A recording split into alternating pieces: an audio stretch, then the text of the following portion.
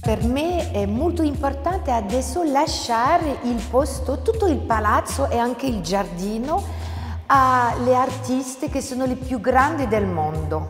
La collezione si chiama Une, perché dobbiamo adesso prendere il tempo di lasciare tutto il posto all'artista e anche di prendere il tempo di perdersi nel suo mondo. E abbiamo cominciato con Annette Messager, che per me è la più grande artista plastica francese, e mi fa piacere vedere sulle pareti adesso un utero e lasciare la parola alla donna.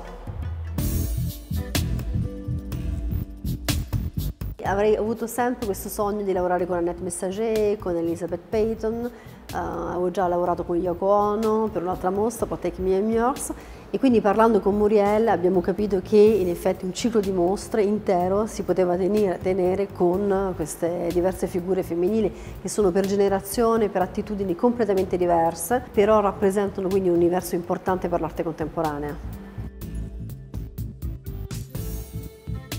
Pour moi, ce qui est troublant, c'est le familier, c'est-à-dire tous les objets qui nous entourent, tous les événements de notre vie, tout ce qui se passe dans l'actualité, tout ça est troublant. Tout ça me trouble et trouble tout le monde. Je veux dire, ça n'existe pas pour moi le surréel et l'imagination.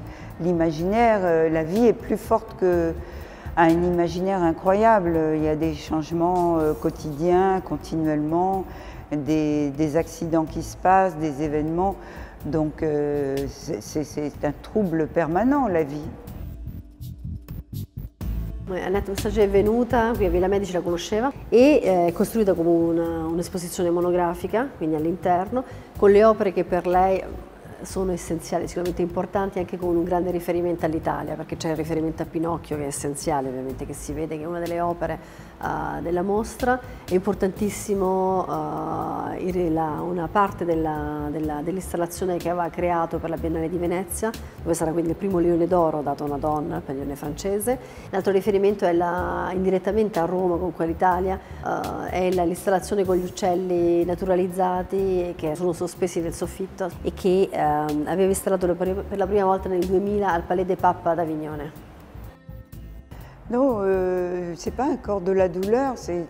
Par exemple, j'ai été beaucoup influencée par les ex-voto.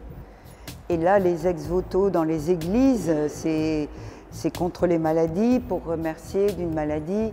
Mais Roland Barthes, qui m'a beaucoup influencée, qui a écrit Fragments du discours amoureux, c'est au contraire pour moi une géographie amoureuse, le corps.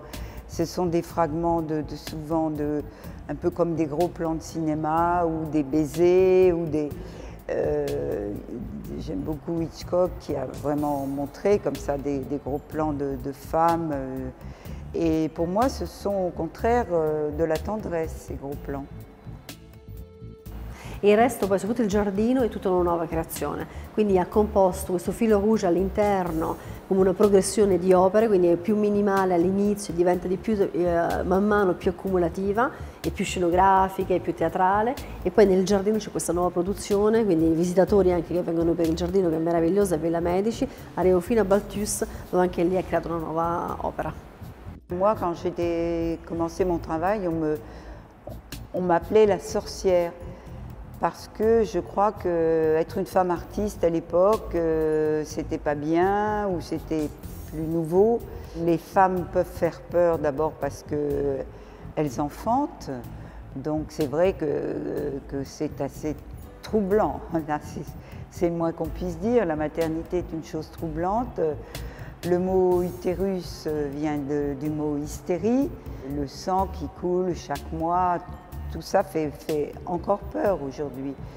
Abbiamo deciso di invitare, dopo Annette Messager che è la più grande in Francia, anche Yoko Ono, Claire Tabouret, anche i nostri borsisti che faranno la mostra in luglio, e dopo sarà Elizabeth Peyton con Camille Claudel e anche Tatiana Trouvé e dopo tante altre.